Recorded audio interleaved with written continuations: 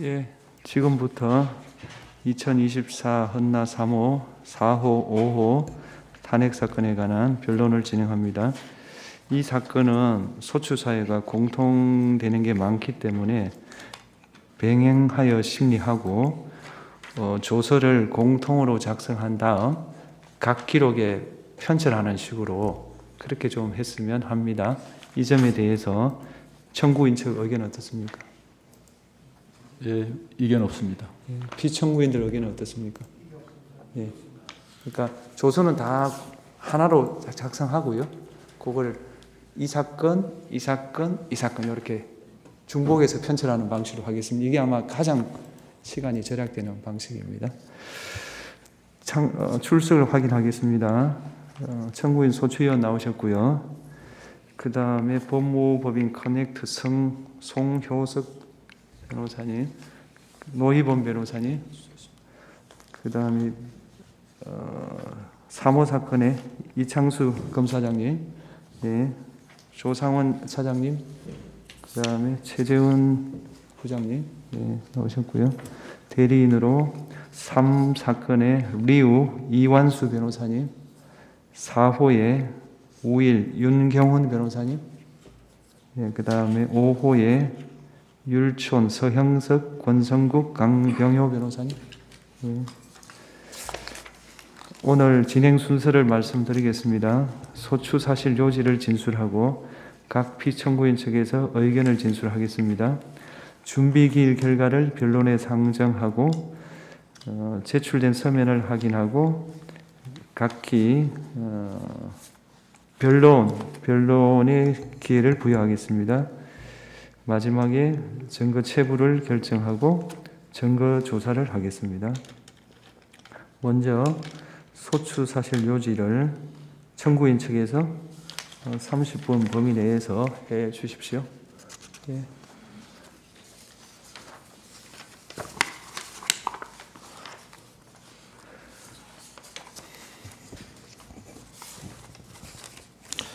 존경하는 재판장님, 국회 소추위원, 국회 법제사법위원회 위원장 정청래입니다. 다른 사건으로 눈코 틀 새 없이 바쁘신 와중에도 그동안 수차례 변론 준비 기일에 이어 오늘 변론 기일에 이르기까지 쏟으신 노고에 경의를 표합니다. 영장 청구권을 헌법상의 권리로까지 인정받고 있는 우리나라 검사는 그 권한이 매우 막강합니다. 그러나 실제 그 권한의 위력이 나타나는 것은 표면상 드러나는 것보다는 수사 과정에서의 개개의 의지나 행위에 있는 경우가 더 많습니다. 즉, 검사는 수사를 개시할 대상을 정할 수 있고 그 정한 대상자에 대하여 어느 정도의 강도로 어느 정도의 기간 동안 수사할 것인지를 결정하며 그 수사 결과에 따라 어떤 죄명을 선택하여 기소하고 때로는 어떤 이유를 붙여 불기소할 것인지를 결정합니다. 심지어 있는 것을 없는 것으로 없는 것을 있는 것으로 사건을 축소, 왜곡, 과장한다는 국민적 의혹이 있는 것도 엄연한 현실입니다.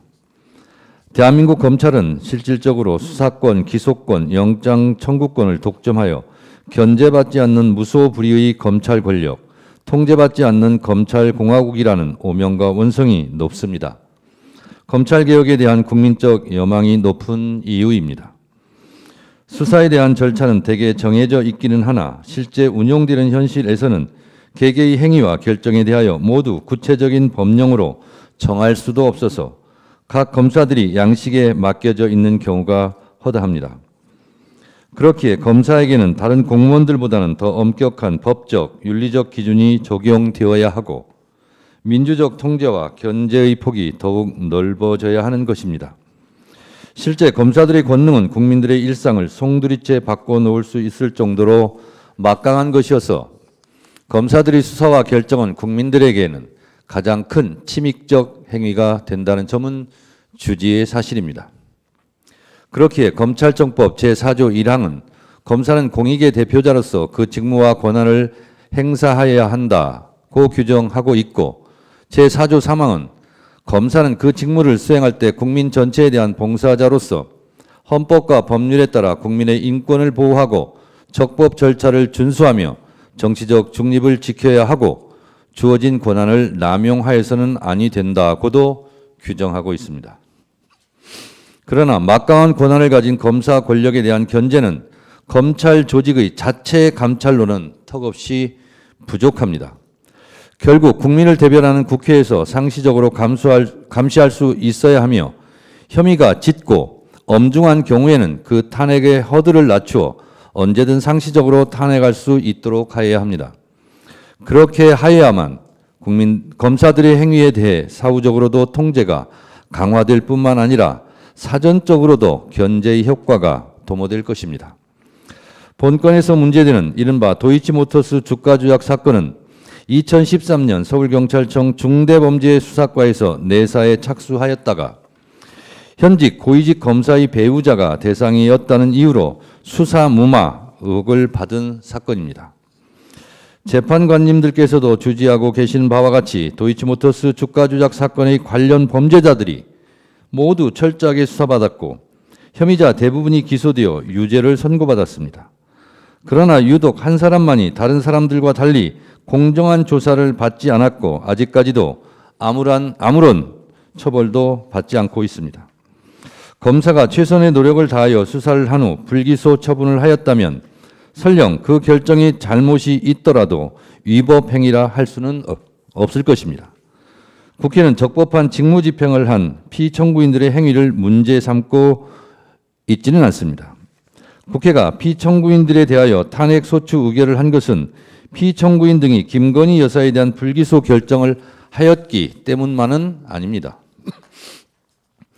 피청구인들이 위 사건을 처리하면서 헌법과 법률에 따라 검사에게 부여된 책무를 이행하지 않았다는 의혹이 있기 때문입니다.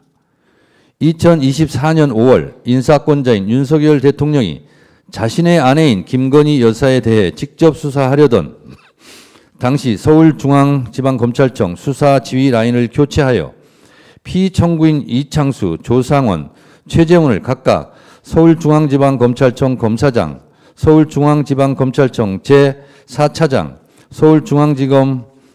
서울중앙지방검찰청 반부패수사 제2부장으로 임명하였습니다.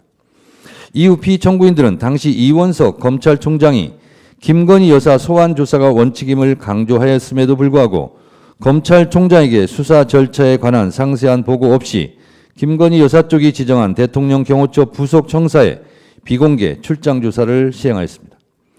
대한민국 어떤 피의자가 이런 대접을 받은 적이 있습니까? 피청구인들은 수사를 담당하는 검사의 휴대폰을 반납당하며 피의자를 조사하는 초유의 황제 조사가 진행되었다는 언론 보도가 줄을 이었고 공범으로 지목된 자에 대한 기존의 수사 및 공판 과정에서 나온 증거들을 고려하지 않았다는 의혹이 있고 김건희 여사에 대하여는 강제 수사를 하지 않는 등 불충분하고도 불공정한 수사를 통해 이 사건에 대해 불기소 처분을 내렸다는 국민적 공분이 큰 것이 사실입니다. 이에 당시 이원석 검찰총장은 법 앞에 예외, 특혜, 성역은 없다는 원칙이 안 지켜졌다고 공개 비판하기도 했습니다. 또한 불기소 결정 이후 법령에 근거도 없는 이른바 레드팀의 검토를 마쳤다고 변명성 주장을 하고 하지도 않은 영장 청구를 하였으나 기각되었다는 등 허위에 가까운 보도자료를 작성, 배포하였다는 의혹에 많은 비판을 받았고 기자회견에서 허위성 꼼수 브리핑을 하였다는 언론과 국민적 비판도 많았습니다. 피청구인들의 행위는 대한민국의 형사 사법이 적법한 절차에 따라 정의롭고 공정하게 이루어진다는 국민들의 신뢰를 배반한 행위일 뿐만 아니라 국가의 공권력 행사가 불공정하고 자의적으로 행사됨으로 인하여 국가의 형사사법 질서에 미치는 부정적 영향 내지 해악이 매우 크다고 할 것입니다. 그러므로 피청구인들에게 보다 엄격한 법적, 윤리적 기준을 적용한 징계가 이루어져야 합니다. 그러나 검사징계법 제3조는 검사의 징계를 해임, 면직, 정직, 감봉 및 견책으로 구분하고 있을 뿐 국가공무원법 제79조에 규정하고 있는 다른 공무원과 달리 정작 파면에 해당하는 중징계는 존재하지 않습니다. 국회의 검사에 대한 탄핵이 용이해져야 하는 당위입니다. 그런데 수사 권한이 없는 탄핵 소추 주체인 국회가 본건과 같은 사건에서 탄핵 소추를 함에 있어 명확한 탄핵 소추 사유를 적시하고 모든 증거를 제시하여 탄핵의 인용을 받아내는 것은 현실적으로 쉽지 않은 문제입니다. 실제 수사를 했던 검사가 각 행위와 결정 당시 성실하고 엄격하게 수사하였는지 세부적인 자료를 확인한 것이 매우 제한적인 것도 크게 한몫을 한다고 할 것입니다. 그러므로 국회는 언론에서 드러난 사실과 그에 대한 검사들의 해명에 대해 국민의 눈높이에서 국민의 뜻을 대변하여 검사들의 행위가 헌법과 법률에 저촉되었는지를 세밀히 판단하여 탄핵을 할 수밖에 없습니다. 그러므로 탄핵 소추 절차에 있어 헌법재판소의 직권주의는 수사기관이 아닌 입법부를 탄핵 소추 기관으로 하고 있는 탄핵제도 하에서 당연히 도출되는 결과입니다. 이러한 관점에서 본건에 있어서도 검찰이 보유하고 있는 이 사건 관련 각종 수사 기록을 빠짐없이 열람할 수 있도록 하는 것이 필요하고, 또한 헌법재판소에서도 직권주의를 최대한 활용하여 사건을 직접 탐지하는 범위를 넓혀가 주실 것을 간곡하게 요청드립니다. 지금 재항고된 고등검찰에 대한 수사 기록을 저희가 송부촉탁 신청서를 하였는데 그것이 잘 받아들여질 수 있도록 재판관님들께서 헤아려 주시기 바랍니다. 존경하는 헌법재판관님, 범죄를 수사하고 법을 집행하는 이른바 칼자루를 쥔 검사들이 아무리 현란한 말로 자신의 잘못을 가리려고 하더라도 국민들의 상식에 반하는 행동은 철저히 조사하여 그 잘못을 가리고 징계할 수 있어야 할 것이고, 이것이 국민 주권주의에 부합하는 제도 운영입니다. 피청구인들은 이 사건 수사 과정에서 법과 원칙에 따라 공정하게 철저하게 수사를 진행함으로써 국민적 의혹을 해소하는 것이 마땅하였음에도 불구하고 권력자인 대통령 배우자에게 면죄부를 주기 위하여 헌법 제7조, 헌법 제11조, 검찰청법 제4조의 평등의 원칙과 정치적 중립 의무 등을 명백히 위반하였다고 생각합니다. 형사사법 정의를 심각하게 훼손하였으며 국민의 법치주의에 대한 신뢰를 무너뜨렸다고 생각합니다. 모든 국민은 법 앞에 평등하다는 헌법 제11조의 헌법 정신에 따라 모든 아내도 법 앞에 평등해야 하지 않겠습니까? 헌법과 법률, 국민적 눈높이를 종합하여 살펴보건대 본건은 피청구인들의 파면을 정당화할 정도로 중대한 헌법과 법률 위반 의혹이 있는 경우이고 국민의 신임을 배반한 것이 명백하다고 할 것입니다. 존경하는 헌법재판관님들께서 대한민국의 공정한 상식이 회복되고 사법 정의와 헌법 질서를 수호하기 위해 피청구인들을 모두 파면하여 주실 것을 간절하게 호소드립니다. 감사합니다.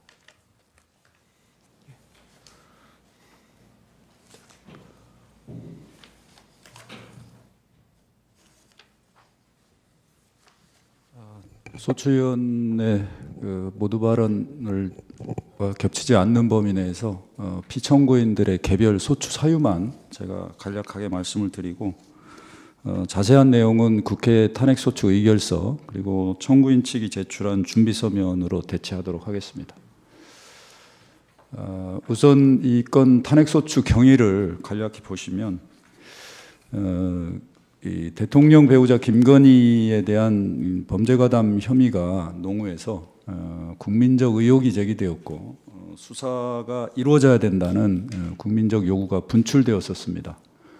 특히 2차 주가 조작 시기 108건의 통정 거래 중에서 48건이 김건희의 계좌가 활용됐고 공범들의 1, 2심 판결에 김건희의 이름이 117회 등장했습니다. 그리고 김건희는 이 도이치 주가 조작 사건을 통해서 약 23억 원의 이득을 취득했습니다. 그리고 관련 수사 기록에서도 주범들과 긴밀히 연락하면서 통정 거래를 한 증거가 다수 존재했습니다.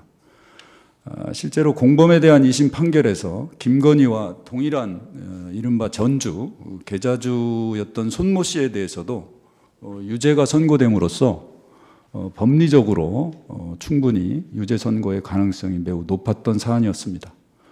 그럼에도 불구하고 당시 검찰은 검찰총장 배우자였던 김건희에 대한 수사는 전혀 이루어지지 않았고 2023년 2월 10일에 공범들에 대한 1심 유죄 선고가 있었고 2024년 9월 12일에 항소심에서도 유죄 선고가 있었습니다.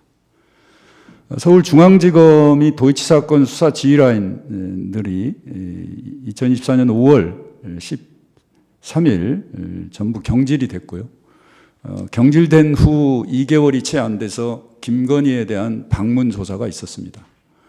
방문 조사 후 김건희에 대한 불기소 결정이 2024년 10월 17일에 있었는데 불기소 사유의 주된 이유는 주가 조작 일당에게 계좌를 이용당한 피해자에 불과했다라는 것이 불기소 사유의 주된 이유입니다. 국회는 피청구인들에 대해서 탄핵소추 가결을 했습니다.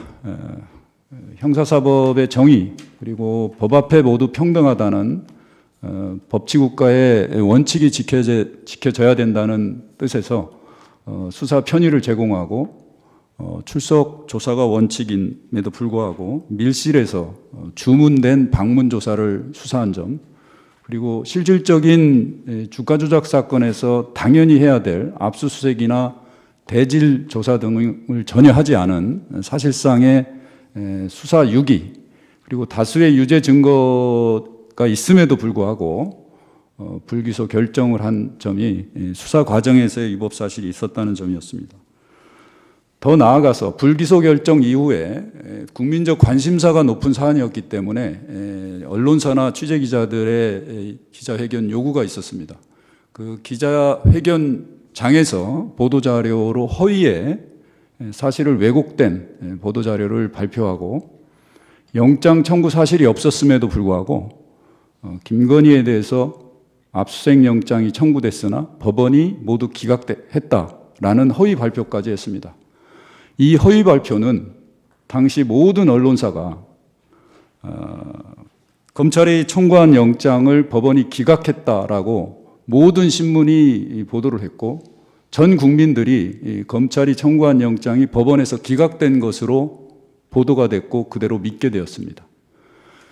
그 다음 날 2024년 10월 18일 날 2024년도 국회 국정감사에서 피청구인은 허위의 자료를 제출해서 마치 김건희에 대해서 영장 청구가 있었고 주가 조작 사건에 대해서 김건희와 같은 계좌주에 대해서는 압수수색을 한 적이 없다는 사실을 오인하게 만드는 허위의 자료를 작성해서 제출했습니다. 그리고 국회에서 같은 취지의 사실과 다른 증언을 하기도 했습니다. 피청구인 이창수의 소추 사유에 대해서 간략히 살펴보겠습니다. 앞서 말씀드린 대로 이창수는 피의자에 대해서 불공정한 특혜 방문 조사를 했습니다. 당시 이원석 검찰총장이나 수사 지휘라인은 출석 조사가 원칙이고 대면 조사를 반드시 해야 된다는 원칙을 세워놨었습니다. 그렇지만 피청구인들은 총장에게 보고를 하지 않고 특별한 출석 소환도 하지 않은 상태에서 단순히 방문 조사로 끝냈습니다. 이 사건 불기소 처분을 결정하기에 앞서서 통상 국민적 관심사가 높고 국민적 의혹이 있는 사건에서 수사심의위원회를 개최해서 외부 위원들, 전문가들로 하여금 수사의 어떤 결정에 대한 당부를 판단하는 의견을 수렴하는 수사심의위원회를 개최하지도 않았습니다.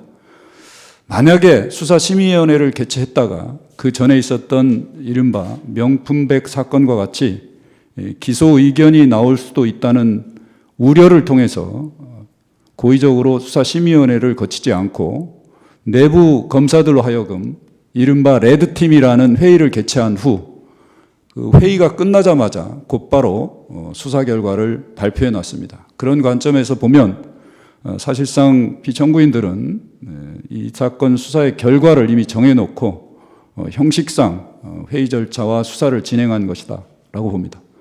실질적으로 법령을 준수해서 성실히 직무를 수행해야 할 피청구인들이 다수의 유죄 증거를 무시하고 불기소 처분을 한 것은 사실상 직무유기에 다름 아니다라는 점이고요.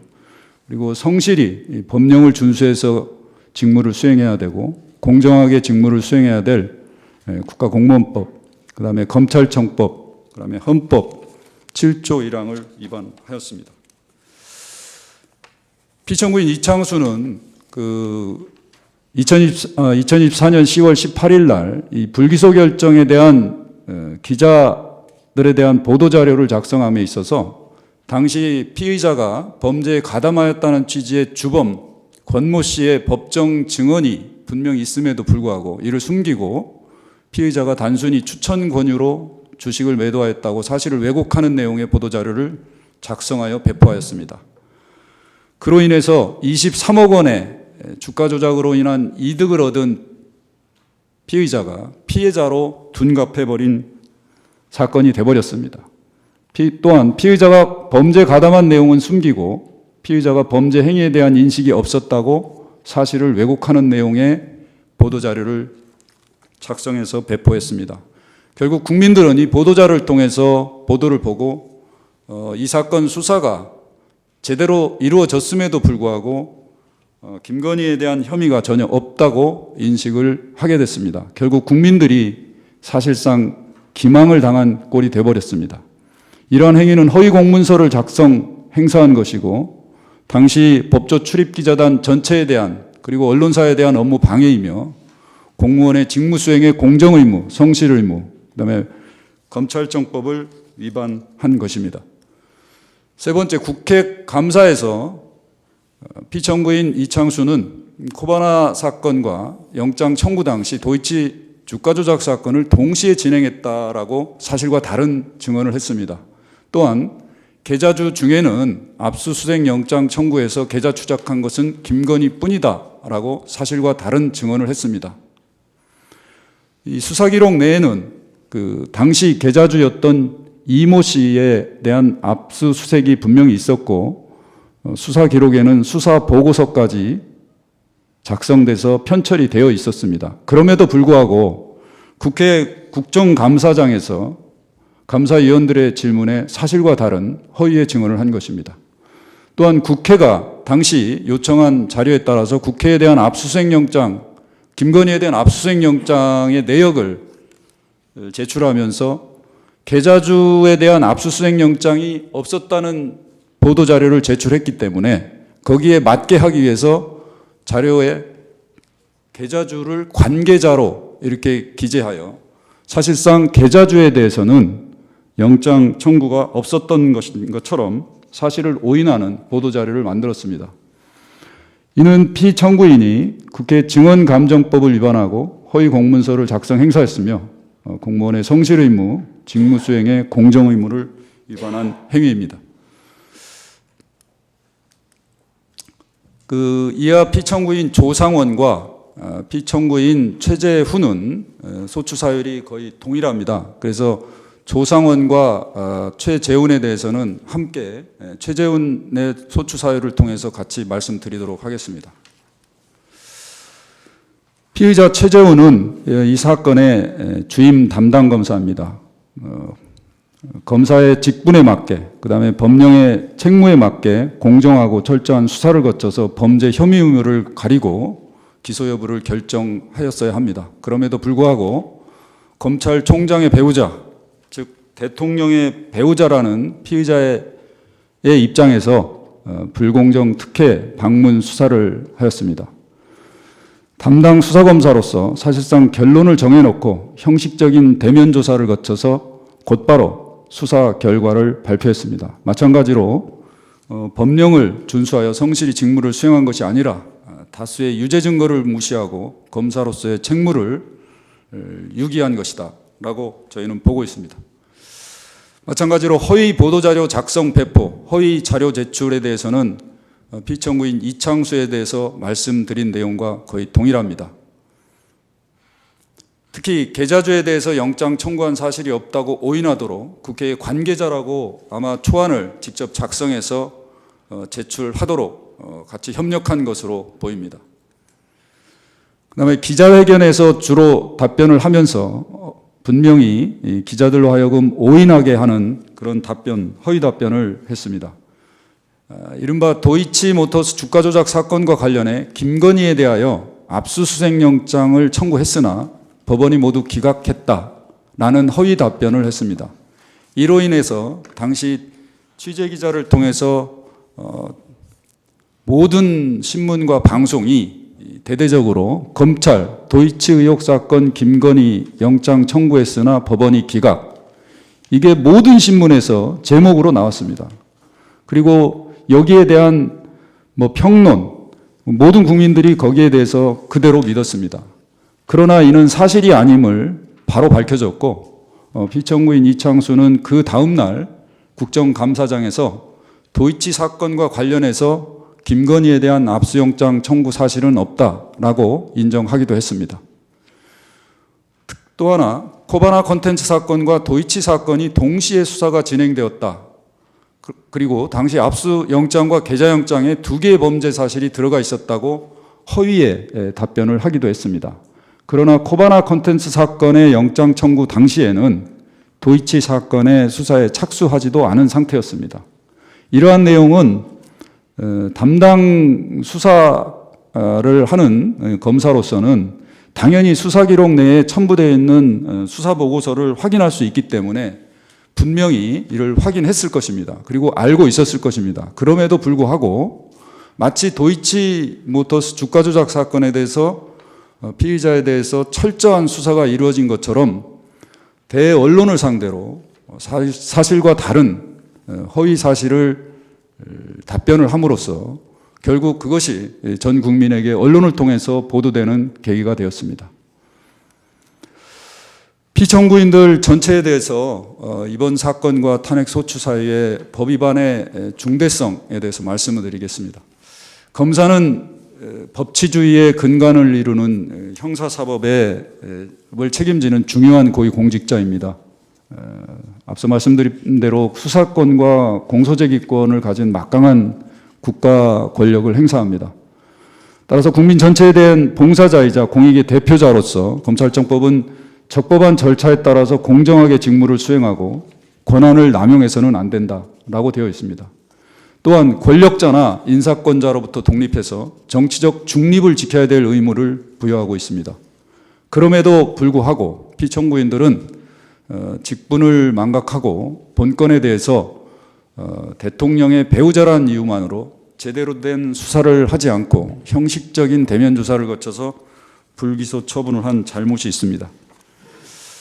국민적 관심사인 사건에 대해서 보도자료에 허위 내지 사실을 오인하는 내용을 기재한 것은 허위 공문서 작성 그리고 행사입니다. 이 사건은 단순히 취재기자나 언론사에 대한 업무 방해나 허위 공문서 작성죄를 넘어서서 언론과 국민을 기만한 것에 다름 아니라고 하겠습니다. 특히 국민적 관심사를 갖고 있는 사건에서 검찰이 수사 결과를 발표할 때 모든 언론과 모든 국민들은 검찰의 수사 결과를 관심을 갖고 지켜볼 수밖에 없습니다. 그리고 그것을 통해서 국가 권력의 어떤 행사의 정당성이나 투명성을 확인할 수 있습니다. 특히 민주주의 사회에서 언론은 이렇게 중요한 사회적 공익 역할을 하고 특히 대의민주주의 하에서 언론의 역할은 매우 중요합니다. 그런데 피청구인들이 대언론에서 특히 기자회견에서 사실과 다른 보도자료를 작성하고 사실과 다른 기자 답변을 통해서 이러한 민주주의의 언론의 기능을 형해하고 국민의 신뢰를 배반했습니다. 검찰의 직무수행과 검사의 공정한 수사에 대한 국민의 신뢰를 떨어뜨리고 국가 수사 기능을 무력화시켰습니다. 직무수행에서 헌법과 법률 위반으로 인한 국가의 형사사법에 관한 국민의 신뢰는 많이 상실됐고 법질서에 대한 부정적 영향 등 법익 침해가 매우 심대합니다. 특히 대통령이 배우자였기 때문에 이 사건에 대해서 많은 국민들은 철저히 수사되고 법 앞에 모두 평등하다는 것을 보여줄 것으로 기대했으나 그 기대에 전혀 미치지 못했습니다.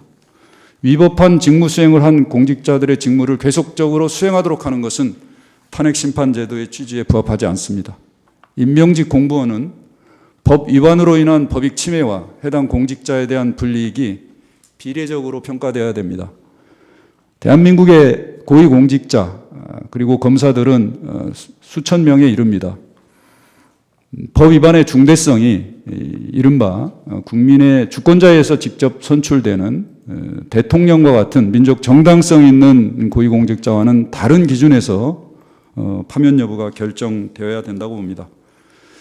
피청구인들의 직무집행에 있어서 헌법과 법률 위반이 명백하고 중대하다고 생각합니다. 그리고 그 결과는 국민들이 이 사건에서 보는 공함과 법 질서가 제대로 정당하게 이루어지는지에 대한 신뢰의 가치가 많이 상실되었습니다.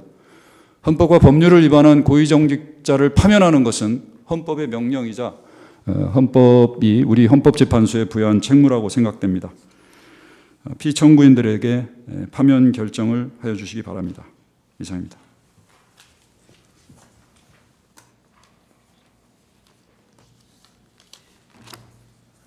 예, 2024 헌나 3 피청구인 대리인 의견 진술해 주십시오.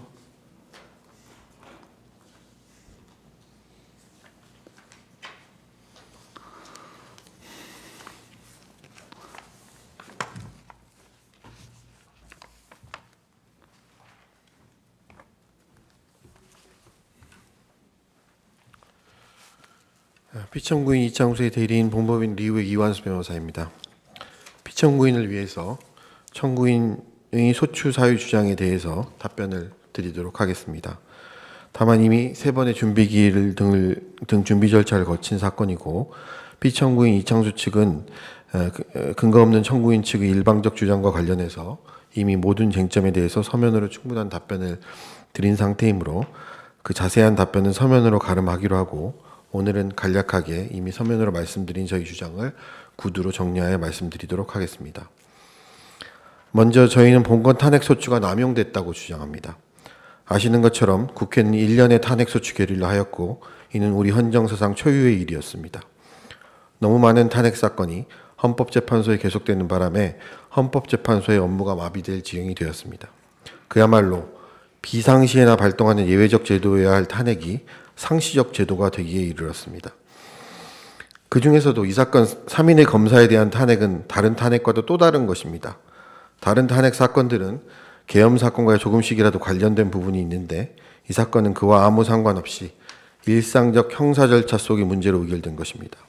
저희 의견으로는 이 사건이야말로 지금 헌법재판소에 계속된 모든 탄핵 사건 중 가장 소추권의 남용 정도가 강한 사건이라고 판단됩니다. 뒤에서 말씀드리겠습니다만 이 사건 소추 사유는 여전히 불특정 상태이거나 그 주장 자체로 부당합니다. 탄핵 소추 의결을 할 때 그 시점에 어떤 사유로 탄핵을 한다는 것은 확정되어 있어야 합니다. 그런데 3회에 걸친 준비기일을 통하여도 소추 사유조차 특정되지 않고 있습니다. 이는 애당초 탄핵 사유가 분명하지 않거나 그 주장 자체로 부당하였다는 점을 방증하고 이 역시 탄핵의 남용을 암시합니다. 사실 이 사건 탄핵 소추는 김건희에 대한 불기소 처분이 부당함을 다투는 것에 불과합니다. 불기소 처분에 대하여 항고, 재항고, 재정신청 등으로 불복 제도가 마련되어 있습니다. 국민들 사이에 오랫동안 정상적으로 작동해온 제도입니다. 본건에서도 실제 당해 사건의 고발인은 항고로 다투고 있기도 합니다. 그럼에도 불구하고 국회는 이 사건 탄핵 소추를 의결하였습니다. 이는 사건의 불복과 재심사를 내용으로 하는 기존의 사법제도상 불복 절차를 이탈해서 직접 공무원 개인을 공격하는 행위입니다. 이는 국회 혹은 집권당이 어떤 사법적 판단에 불만이 있는 경우 수십 년에 걸쳐 확립되고 운영되어 온 불복 절차를 통하지 아니하고 공무원 개인을 공격하는 방식으로 대응할 수 있음을 의미합니다. 이번에는 그 불만의 대상이 불기소 처분이지만 다음에는 자신들에 대한 기소 처분일 수도 있고 그 다음에는 법원의 판결이나 헌법재판소의 심판이 될 수도 있습니다. 이는 입법 권력의 행정권, 사법권에 대한 실질적 장악수단이 될 수 있고 일반 국민들은 할 수 없는 불기소 처분에 대한 특권적 불복에 해당합니다. 따라서 이는 헌법 정신에 반하는 탄핵소추권의 남용이라는 의심을 피할 수가 없습니다. 이 사건의 소추 사유로 제시된 사정들은 그간 기각된 사건들에도 전혀 비할 바 못될 정도로 사실 무근이거나 사소한 것들입니다. 그럼에도 굳이 탄핵소추에 나선 것은 피청구인에 대한 탄핵소추가 인용되어 피청구인이 파면될 것을 기대해서가 아니라 서울중앙지검장의 직무를 일정 기간 정지시키는 것이 목적일 것이라고 생각할 수밖에 없습니다. 만약 그러하다면 이는 탄핵소추 제도의 본말이 전도된 것이 아닐 수 없습니다. 우리 헌법상 탄핵소추 제도는 사법적 제도로서 공무원 개인에 대한 심판 절차입니다. 그런데 이 사건 탄핵소추가 결의되는 경위, 과정 및 소추 사유들을 보면 검찰 조직 전체에 대한 정치적 책임 주공을 피청구인들 개인에게 하고 있는 것으로 보이는 부분이 많습니다. 이 역시 탄핵소추권의 정치적 남용이라고 할 것인 바 다른 사건에서는 몰라도 이 사건만은 재판부에서 그와 같은 정치적 의미가 아닌 사법적 기준으로 살펴주시기를 요청드립니다. 이 사건 탄핵소추가 남용되었다는 점에 대하여는 여러 언론사의 사설이나 법조인들의 수많은 비판이 있었습니다. 이 부분 증거로 제출하였으니 신중하게 살펴주시기 바랍니다. 무엇보다도 헌법 전공 교수들께서도 탄핵이 남발되고 비정상이 일상화되었다. 권한 정지를 악용하여 정치의 사법화를 야기했다. 정치적 의도를 감춘 추진은 위헌적 탄핵소추권 행사다라고 하는 등 본건 탄핵소추에 대하여 비판적 견해를 다수 표명하고 있음을 참고해 주십시오. 특히 불기소 처분에 대한 불법 규정이 있음에도 국회가 처분 검사 등을 탄핵소추함은 입법부가 행정부의 준사법적 기능을 침해하는 것이라는 비판도 있습니다. 이러한 의견도 모두 증거로 제출하였으니 신중하게 살펴주시기 바랍니다. 정리하면 이 사건이야말로 현재 귀재판소에 계속된 수많은 탄핵 사건 중에서 단연 탄핵소추권 남용이 의심되는 사건입니다. 이에 귀재판소가 이 사건 심판 청구를 기각하기 앞서서 이를 각하함으로써 탄핵소추권의 남용을 명백하게 선언하고 탄핵소추권의 정치적 남용에 경종을 울릴 필요가 있다고 생각합니다. 이는 단순히 본건의 적정한 처리뿐만 아니라 향후 대한민국 헌정질서 유지를 위해서도 반드시 필요한 조치라고 생각합니다. 본건 소추 사유 검토 이전에 먼저 이전부터 깊이 숙고해 주시기를 요청드립니다. 다음으로 소추 사유의 불특정 문제를 말씀드립니다. 청구인은 소추 사유를 특정하라는 재판부의 여러 차례 준비 명령에 마지못하여 지난 준비기일 직전 준비 서면을 제출하였으나 여전히 그 소추 사유는 충분히 특정되어 있지 못합니다. 청구인의 2025년 1월 22일자 준비 서면에 의하면 아직도 청구인은 여러 소추 사유와 관련해서 사건 기록들을 가져다 본 후 추가 보완을 하겠다라는 주장을 하고 있습니다. 그러나 이는 본인들이 탄핵소추를 방어해야 되는 피청구인이 아니라 이미 탄핵소추를 한 청구인이라는 점을 간과한 주장이 아닐 수 없습니다. 지금은 국회가 탄핵소추를 검토하고 있는 단계가 아니라 이미 의결을 한 상태입니다.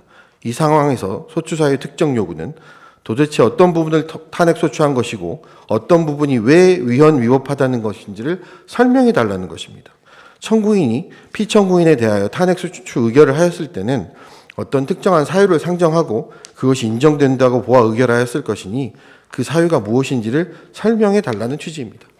뭔가 새로운 것을 찾아내라는 것도 아니고 새로운 위헌 위법 사항을 주장하라는 것도 아니며 이미 청구인의 의결로 확정된 탄핵 사유가 무엇인지 모호한 부분이 있으니 피청구인에게 설명해 달라는 취지입니다. 이처럼 이미 과거에 청구인인 국회가 한 일의 의미를 사후적으로 설명해 달라는 것인데 왜 새롭게 다른 사건의 기록을 검토해야 되고 별도로 추가로 헌법과 법률의 검토가 필요한지 이해할 수 없습니다. 애당초 국회의 탄핵소추 의결 당시 도대체 무엇이 위헌 위법이라고 주장하였는지는 청구인이 탄핵소추 의결 당시는 물론이거니와 지금 현 단계에서도 당연히 설명하고 특정할 수 있어야 합니다. 청구인이 이미 의결은 하였는데 그 사유는 잘 모르겠다, 더 검토해 보아야 하겠다라는 주장은 허용될 수 없다고 생각합니다. 귀재판부의 준비명령에 대한 청구인의 계속된 답변 회피나 지연은 그 자체로 본건 소추 사유가 불특정 상태라는 방증이며 청구인이 청구인도 특정하기 어려운 풍문 정도에 불과한 의혹이나 두루뭉실한 사유를 들어 피청구인을 무리하게 탄핵소추하였음을 고백하는 것에 다름없으므로 소추 사유로 기재된 내용들에 대한 구체적 본안 심리에 나아가기 앞서 이 사건 심판 청구를 각하하는 것이 타당하다고 사료됩니다. 나아가 소추 사유의 부당성 문제에 대해서 말씀드리겠습니다. 앞서 말씀드린 바와 같이 여전히 소추 사유가 특정되어 있지 않지만 피청구인은 아직 탄핵소추 사유가 불특정한 상황 속에서도 선제적으로, 가정적으로 이미 주장과 입증을 해왔습니다. 벌써 관련해서 5번의 답변서와 준비서면을 제출하였고 그 설명으로 소추 사유의 부당성에 대한 충분한 설명은 드렸다고 생각합니다. 따라서 이를 다시 장황하게 반복하여 말씀드릴 필요는 없다고 판단됩니다. 기제출된 서면을 충분히 살펴주시기 바랍니다. 아래에서는 간단히 청구인의 주장만 반박하겠습니다. 청구인은 김건희에 대한 방문조사가 특혜이고 이는 헌법상 평등의 원칙을 위반하고 정치적 중립의무를 저버린 것이며 공무원의 공정의무 성실의무를 위반한 것이라는 주장을 하고 있습니다. 그러나 대통령 영부인은 법률에 의하여 대통령에 준하는 경호를 받는 지위에 있고 검찰이 그 경호를 수사를 위해서 배제할 권한을 가지고 있지 않습니다. 국회가 제정한 법률에 의해서 제공되는 경호 문제를 수사 장소를 정함에 있어 고려하는 것이 어떻게 특혜가 될 수 있다는 것인지 이해할 수 없는 주장입니다. 평등 원칙은 같은 것은 같게, 다른 것은 다르게 대하는 원칙이지 모든 것을 똑같이 하라는 것이 아닙니다. 수사기관은 수사 장소를 포함한 수사 방법에 관한 판단에 광범위한 재량권이 있습니다. 또한 수사존칙 제19조 제2항은 출석 요구 시 장소 등에 관하여 피의자와 협의하도록 명시적으로 규정하고 있습니다. 따라서 피의자 측의 의사, 위에서 본 경호 관련된 여러 가지 사정 및 지지자 충돌 등으로 인한 공공안전 문제 등을 고려하여 판단하는 것은 수사기관의 당연한 재량에 속하는 것일 뿐만 아니라 당연히 고려해야 마땅한 것으로 위법하다고 볼 여지가 전혀 없습니다.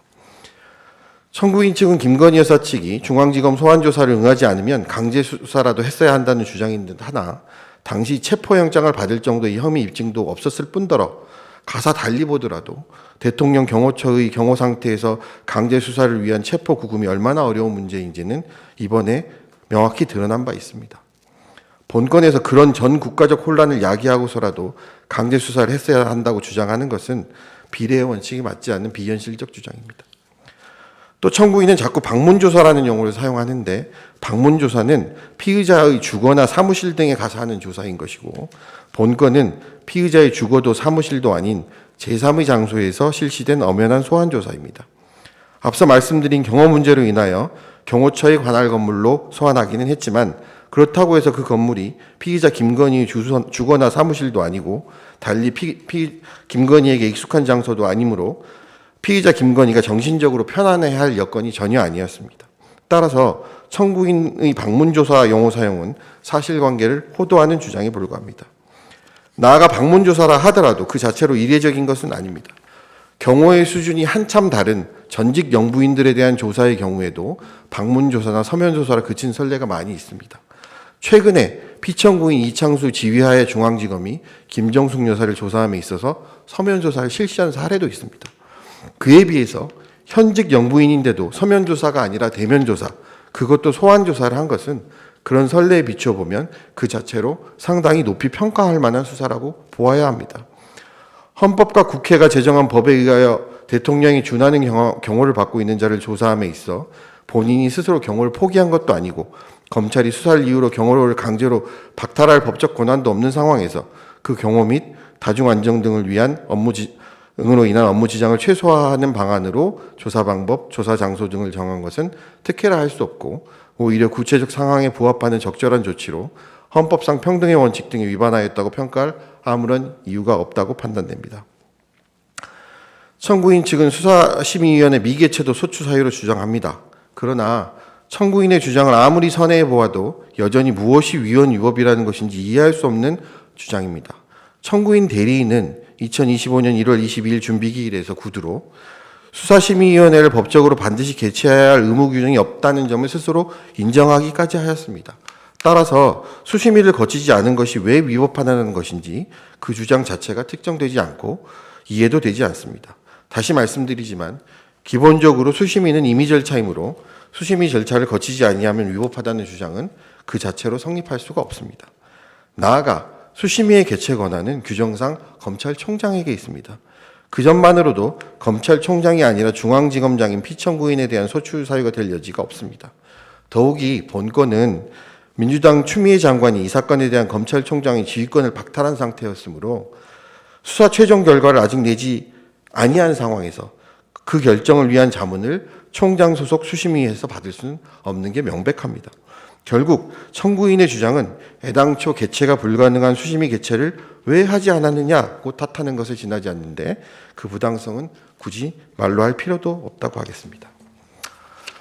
청구인 측은 이 사건 수사가 부실 수사 편파 수사라고 주장합니다. 결국 이 사유야말로 불기소 처분을 정상적 불복 절차를 거치지 아니하고 탄핵으로 공격하고 있는 부분이라고 판단됩니다. 만약 진정 이러한 주장이라면 이는 국회가 행정부의 준사법적 권한을 명시적으로 침해하는 것이 됩니다. 물론 이미 재판부께서 지난 두 번째 준비기일에서 불기소 처분의 당부를 이 사건 탄핵 심판의 쟁점에서 제외하는 것으로 정리하셨습니다. 이 부분 지적은 다 하지 않겠습니다. 한편 불기소 처분의 당부를 제외하면 이 부분 소추 사유는 그저 추상적 비난만 있을 뿐 구체적으로 어떤 행동, 어떤 조치가 잘못이라는 것인지 여전히 이해가 되지 아니합니다. 검사의 정당한 불기소 판단을 아무 구체적 근거 제시도 없이 부실 수사라고 비난하는 것에 불과합니다.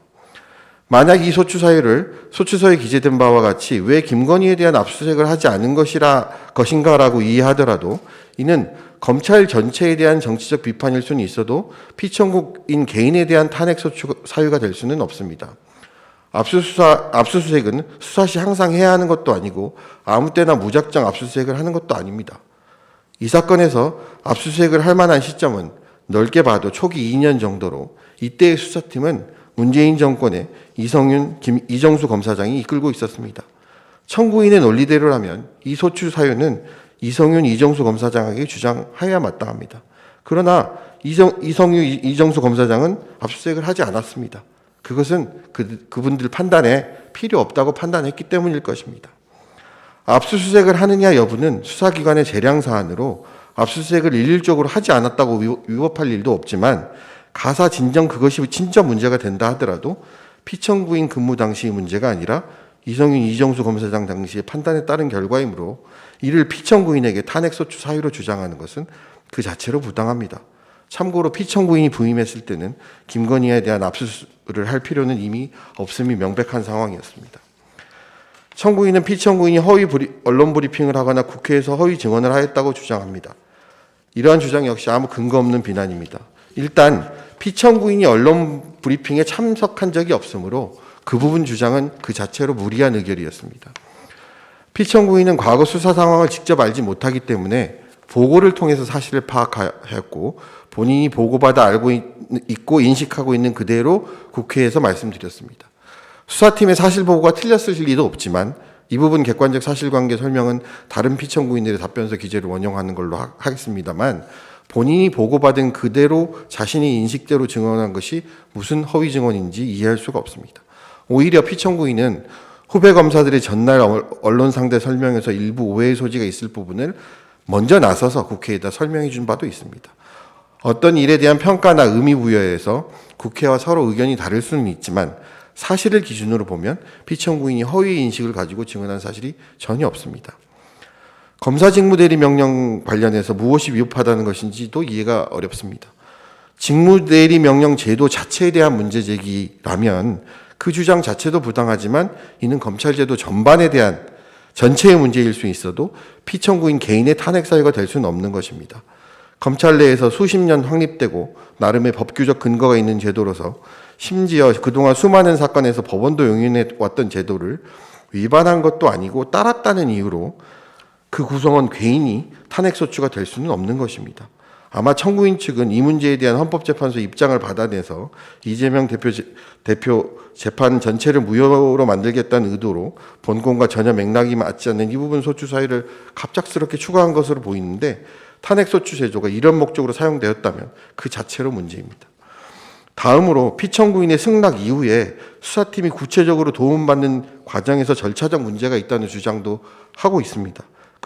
그런데 김민구 검사에 대한 직무대리 명령은 필요한 때 수차 적절하게 이루어진 바 있어서 어떤 절차적 흠결도 없을 뿐만 아니라 직무대리 명령 신청 절차와 사유는 수사팀의 전결로 진행되는 사항으로 피청구인은 전혀 관여하지 아니하므로 그 과정에 무슨 문제가 있다 하더라도 그 자체로 피청구인의 탄핵 사유가 될 여지는 없습니다. 그런데도 왜 이 문제를 유독 피청구인만을 상대로 탄핵 사유라고 주장하는지는 이해가 되지 않습니다. 이상에서 본건 탄핵 소추가 남용된 사정, 소추 사유가 여전히 불특정되어 있는 사정에 대해서 말씀드렸고 소추 사유도 성립할 수 없다는 점을 말씀드렸습니다. 상세한 내용은 수차 제출한 서면을 잘 살펴주시기 바랍니다. 이미 소추 사유가 인정되지 아니하므로 중대성 요건은 볼 필요도 없겠지만 혹 견해를 달리하시더라도 이 건 소추 사유 중 고위공직자의 파면을 정당화할 정도의 중대한 사정은 없습니다. 피청구인의 판단으로는 이와 같은 추상적, 가정적, 포괄적 답변만으로 충분히 본건 탄핵소추가 사유 없음이 드러났다고 판단합니다.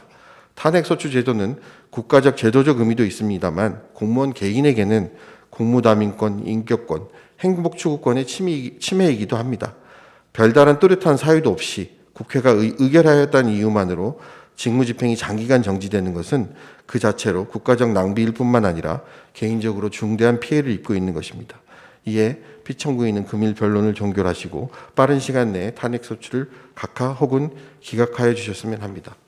재판부께 선처를 호소합니다. 이상입니다.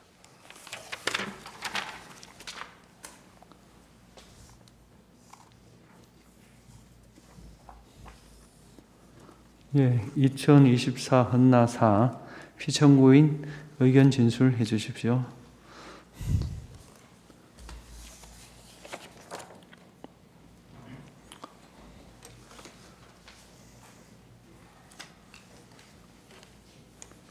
예, 의견 진술하겠습니다.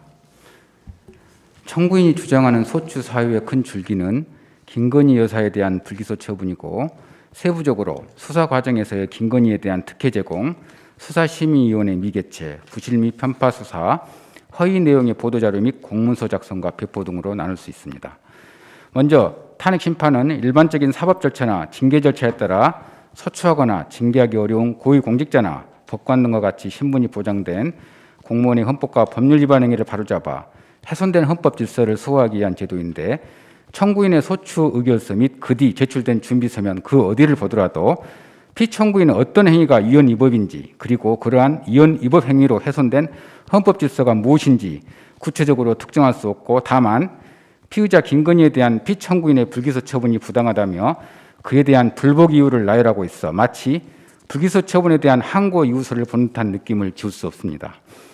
그러다 보니 본건 탄핵 소추가 헌법 질서 수호와 유지라는 본래의 목적보다는 국회 다수 의석을 확보하고 있는 특정 정당의 당리 당략에 따른 것이라는 의심이 들며, 실제 이 사건 탄핵 소추 의결 과정에서 윤석열 대통령이 비상계엄을 선포하고 이를 해제하자 윤석열 정권 퇴진을 위해 당력을 집중하겠다며 예정된 탄핵 소추안 표결 처리를 일시 보류한 바도 있습니다.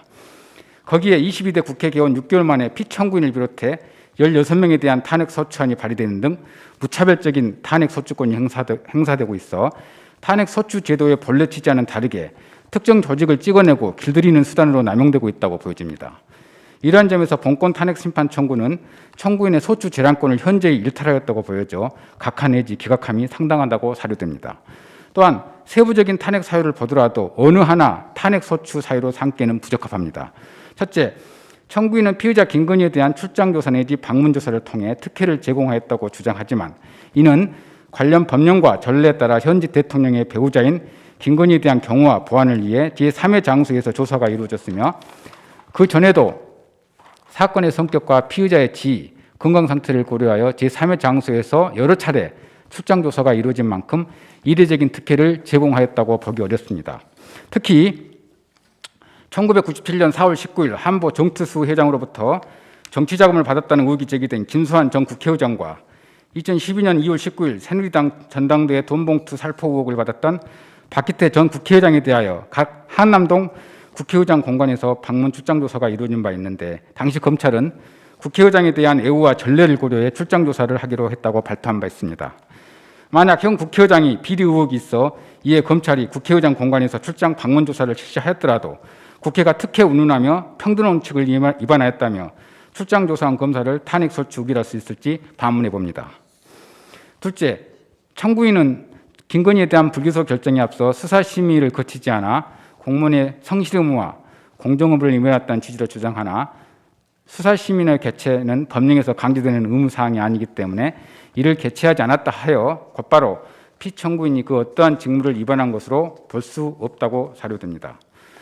셋째, 청구인은 김건희 도이치모터스 주가 조작 사건을 수사함에 있어 공범들의 수사기록, 공판기록 등을 통해 이미 피의자가 범죄에 가담 행위를 인정할 증거가 다수 존재하였음에도 피의자의 주거지, 휴대전화, 계좌 등에 대한 압수수색 등 절차를 전혀 거치지 않고 관련 증거 등에 대한 사실 확인 및 대질 조사 등 반드시 수사 과정에서 거쳐야 할 통상적인 수사조차 하지 않은 부실 편파 수사로 김건희에 대하여 불기소 처분을 내려 검사의 직무를 유기하고 공무원의 성실 및 공정 의무를 위반하였다고 주장하나, 근본적으로 청구인의 이 주장은 준사법기관인 검사의 사법 판단에 대한 이의 신청을 밖에 보이지 않으며, 이는 검사의 불기소 결정에 대한 항고 절차에서 다투어져야 할 것이고, 위반하였다고 주장하는 성실 및 공정 의무는 이행을 강제하고 그것에 대한 규범적 평가를 내리기에 적절하지도 않아 사법적 판단이 될 수도 없는 바 피청구인에 관한 부실 및 편파성은 탄핵소추 사유로 삼을 수 없다고 사료됩니다.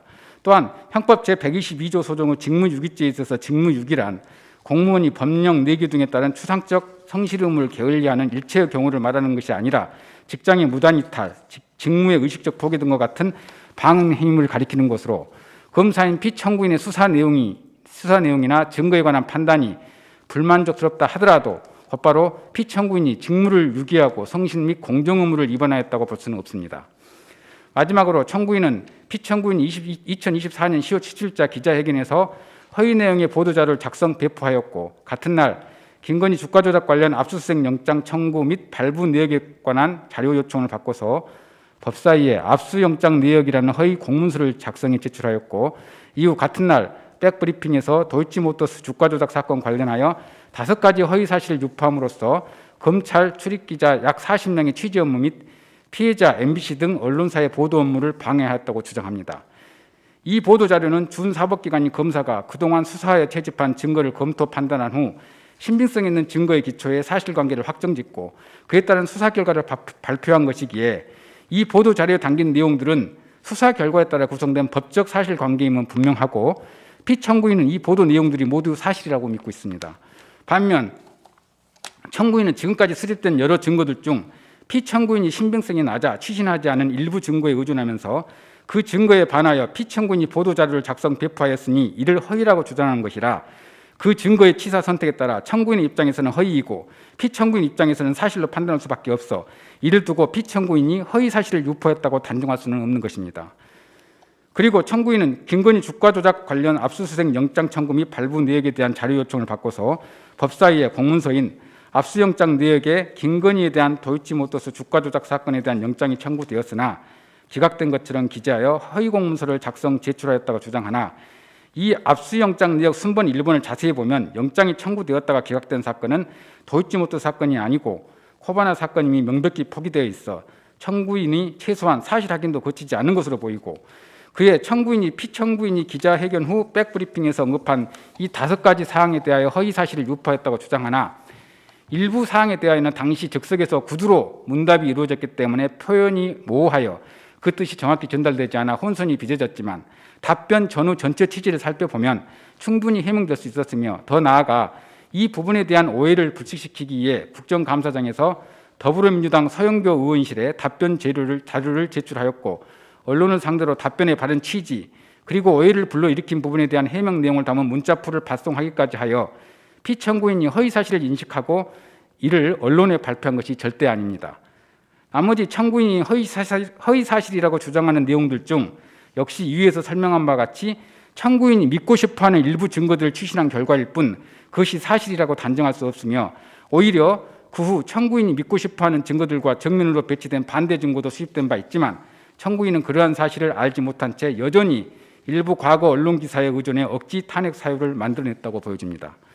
존경하는 재판관님, 결국 청구인이 주장하는 세부적인 탄핵 사유들은 모두 피청구인의 정당한 직무 수행 범주에 속하는 것이고 그의 헌법이나 법률 위반은 찾아볼 수 없는 바 청구인의 본권 탄핵 심판 청구를 즉시 기각시켜 피청구인의 명예를 회복시켜 주시기 바랍니다.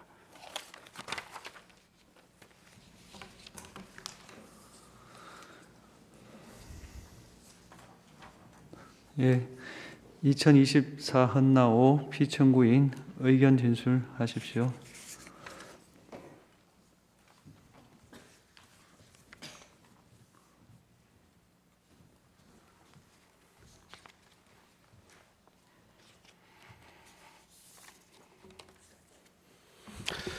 피청구인 최재현 대리인 율촌의 서영석 변호사입니다. 앞부분에서 3호 사건과 4호 사건에서 중복된 부분을 좀 생략하고 진행을 하겠습니다. 각하 사유에 대한 주장은 앞에서 충분히 이루어진 것 같아서 생략하도록 하겠습니다. 탄핵 소추 사유 관련돼서 말씀드리겠습니다.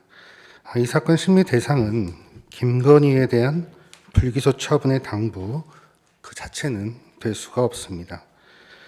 피청구인이 김건희를 봐주어 불기소 처분을 목적으로 어떤 구체적 행위를 하였는지가 문제된다고 할 것입니다. 이 점은 준비 절차에서도 수명 재판관님들께서 쟁점으로 정리를 해주신 바 있습니다. 구체적으로 살펴보겠습니다. 먼저 청구인이 주장하는 김건희에 대한 비공개 조사 편의 제공이라는 사유가 탄핵 사유가 될 수 있는지 살펴보겠습니다. 청구인은 마치 김건희를 서울중앙지검 이외의 장소에서 조사한 것이 마치 무슨 위법이나 특혜가 되는 것처럼 말씀하고 계십니다. 먼저 대면 조사를 수사관서에서 조사해야 한다는 강행 규정이 존재하지 않습니다. 오히려 수사 준칙을 보면 조사 일시 장소를 정함에 있어서 피의자에 협의할 것을 요구하고 있습니다. 김건희는 현직 대통령의 배우자로 경호의 대상이 되고 또한 비공개 소환 요청도 부당하다고 할 수는 없습니다. 이러한 상황에서 피의자 측과 협의하여 정부 보안청사에서 조사를 한 것이 어떻게 불법적 행위를 구성할 수 있는지 알 도리가 없다는 입장입니다. 다음으로 수심이 개최가 되지 아니한 것도 문제 삼고 있습니다. 수심이 개최 여부는 피청구인 최지원 입장에서 결정할 사안도 아니지만 개최 여부는 사건의 성격을 고려해서 결정할 수 있는 재량적 내용입니다. 이 부분도 수심위를 개최하지 않은 것이 의무화되지 않은데 어떻게 위법행위가 될 수 있다는 것인지 알 도리가 없다는 것입니다. 특히 이 사건 문제가 된 사건은 고도의 전문적 판단이 필요한 시세 조정 사건이기 때문에 수사팀의 판단과 서울중앙지검 내에서 도루 의견 수렴을 거쳐 판단하는 것은 적절한 사건 처리 방향이었다고 하겠습니다.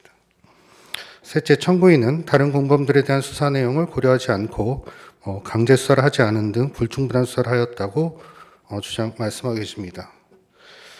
먼저 청구인은 몇몇 언론에 나온 의혹 제기만에 기대서 마치 피청구인이 부실한 수사한 것처럼 말씀하고 계십니다.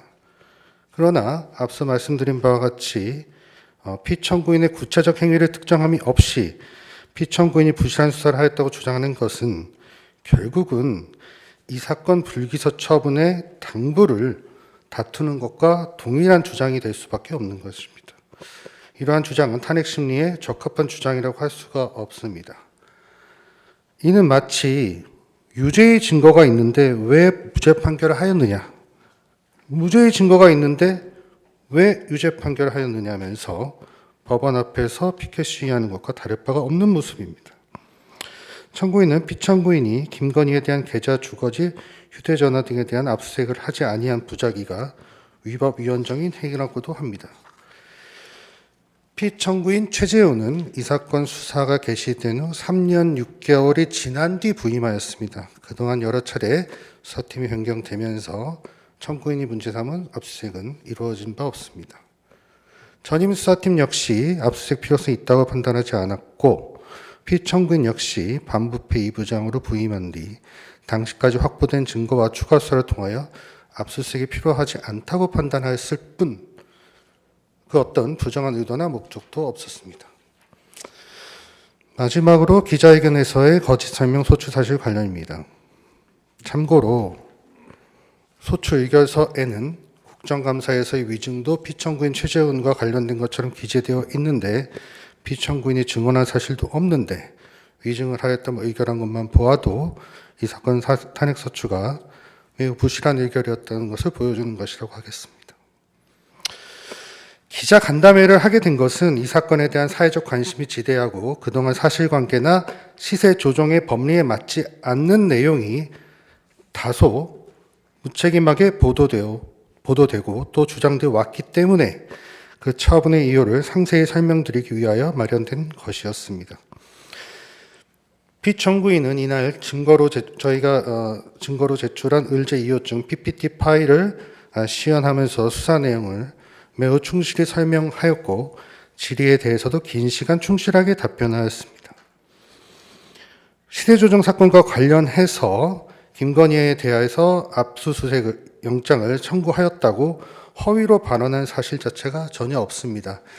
이 부분은 피청구인이 발언한 그 멘트 그대로가 아니라 발언한 내용을 조합해서 어떻게 해석해서 이해되고 그렇게 일부 보도가 된 것으로 보입니다. 피청구인의 입장에서는 시세조정 사건과 코바나 사건의 수사를 모두 설명하였는데 이를 들은 기자분들이 피청구인 답변 내용에 일부 혼란을 느꼈던 것으로 보이고 이 부분은 바로 해명을 하였습니다. 코바나 사건과 도이치모터스 사건 수사가 병행되었던 것도 사실이므로 병행과 관련된 부분도 당연히 아무 문제가 없는 내용이라고 하겠습니다. 탄핵의 필요성 부분 마무리해서 말씀드리겠습니다. 탄핵은 공직자의 처분 결과에 이견이 있다거나 불만이 있을 때 이루어지는 절차가 아니라 법 위반이 헌법 질서에 부정적 영향이나 해악을 미쳐서 피청구인을 파면해서 헌법 질서를 회복하기 위한 목적에서 이루어져야 하는 절차라고 할 것입니다. 이 사건 탄핵 소추 의견서의 내용을 보면 그 기재 내용 자체로 도저히 탄핵의 필요성이 인정될 수 없음이 명백하므로 이 사건 탄핵 소추를 각하여 주시기 바랍니다. 이상입니다.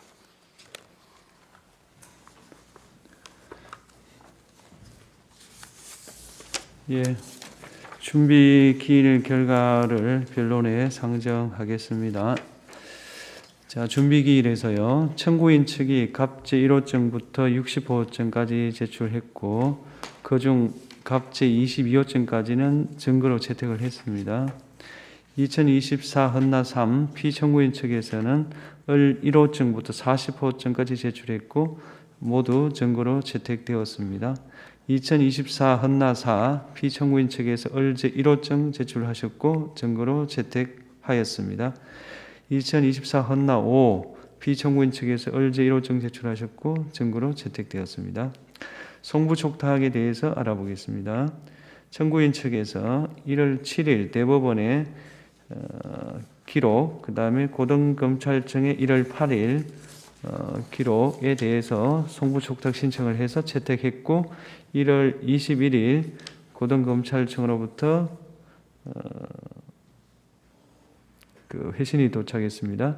2024 헌나 3 피청구인 측이 1월 20일 서울중앙지방검찰청의 불기소 결정에 대한 송부 촉탁을 신청해서 채택하였습니다. 1월 20일 검찰총장에게 사실조회를 신청하여 재판부가 채택하였습니다. 이어서 쟁점을 확인하겠습니다. 공통된 소추 사유는 피청구인들이 김건희에 대한 자본시장과 금융투자업에 관한 법률 위반 사건의 수사팀으로서 사건을 처리하면서 강제 수사를 하지 않았고 소환하지 않았고 경호처 부속청사에서 비공개로 조사한 다음 수사심의위원회를 개최하지 아니하고 불기소 처분을 내렸으며 이는 헌법 또는 법률을 위반했다는 점이고, 그 다음에 2024 헌나 4, 5 소추 사유는 조상원, 최재훈 피청구인이 공모해서 10월 17일 2024년 출입 기자회견을 하면서 기자들에게 허위 사실을 유포했다. 그래서 보도 업무를 방해했다. 이렇게 되어 있고 2024 헌나 3 소추 사유는 이창수 피청구인이 관할 아닌 대전지방검찰청에 소속된 검사를 파견받고 적법한 직무대리 명령 절차를 지키지 아니하여 검찰청법 5조를 위반하였다. 이렇게 주장했습니다. 소추 사유를 이렇게 정리하면 되겠습니까? 예, 그렇습니다. 예. 피청구인들은 우선 소추권이 남용되었다. 그 다음에 세부 사실이 특정되어 있지 않다. 그 다음 재량에 따라 업무를 처리하였으므로 재량에 따라 규정에 따라 업무를 처리하였으므로 헌법과 법률을 위반한 사실이 없다. 다음에 탄핵의 필요성이 없다. 이렇게 정리하면 되겠습니까? 예. 그 외에 뭐 특별한 내용 있나요? 준비 결과와 관련해서? 없습니다. 예. 맞습니까? 예. 다음 제출 서면을 확인하겠습니다. 청구인 측에서 우선 12월 5일자 탄핵심판 청구서, 1월 7일자 대법원 송부 촉탁 신청 증거 제출, 1월 8일 고등검찰청 송부 촉탁 증거 목록 제출, 1월 22일 준비 서면 각 증거 제출 당사자 본인 신문 신청서, 1월 24일 대법원 고등검찰청 송부 촉탁 신청서, 2월 12일 고등검찰청 송부족덕신청서, 대검찰청 문서제출명령 신청서, 중앙지검 사실조회 신청서, 2월 13일 준비서면, 2월 17일 입증취지, 2월 17일 피청구인 신문사항 및 변론 모두 발언 PDF 준비서면, 이 맞습니까? 예, 맞습니다. 예. 2024 헌나 3 피청구인 측에서 12월 13일 답변서 참고자료, 12월 23일 준비서면 증거제출, 증거목록 제출, 12월 30일 준비서면 증거제출, 1월 9일 증거목록 제출, 1월 20일 준비서면 대검찰청에 대한 사실조회 신청서, 중앙지검에 대한 송부족적 신청서, 2월 10일 준비서면, 2월 13일 절차 진행에 대한 의견서. 맞습니까? 그 다음 2024 헌나 4호 피청구인 측이 12월 13일 준비서면, 12월 30일 답변서, 1월 20일 준비서면, 2월 11일 준비서면, 2월 12일 준비서면. 맞습니까? 예, 맞습니다. 예, 2024 헌나 5 피청구인 측에서 12월 16일 준비서면, 12월 30일 준비서면, 1월 20일 준비서면, 2월 11일 준비서면, 2월 13일 준비서면, 증거인부서, 2월 14일 증거자료 제출서 준비서면. 맞습니까? 예, 맞습니다. 예. 그 다음에 소추 사실 관련해서 확인할 사항, 우선 청구인 대리인에게 확인하겠습니다. 허위 내용을 담은 보도자료를 작성해서 배포했다, 이렇게 주장을 하시면서 예. 소추 의결서에서 나오는 허위 사실하고 1월 22일자 청구인의 준비서면의 허위 사실하고 좀 차이가 있습니다. 세부적으로 이렇게 따져보면. 구체적으로 좀 말씀드릴까요? 이 상이한 점이 있는데 제 질문은 어떤 내용이 허위라고 주장하시는 겁니까? 소추 의결서가 기준입니까? 아니면 1월 22일자 청구인의 준비서면이 기준입니까? 저희 준비서면이 기준입니다. 준비서면이요? 예, 국회에서 소추 의결을 하는 과정에서는 예. 좀 더 좀 명확하게 좀 확인이 안 안 된 된 게 있다. 부분도 있고요. 예. 예, 그렇게 이제 말씀하신다면 예. 소추 의결서에 언급되지 않은 내용이 있다는 겁니다. 소추 의결서에 언급되지 않은 내용이 1월 22일자 준비서면에 언급이 되었다. 그러면 다음 문제는 그럼 임의로 추가하는 게 허용되느냐? 추가 내지 변경하는 게 가능하냐? 이 질문을 합니다.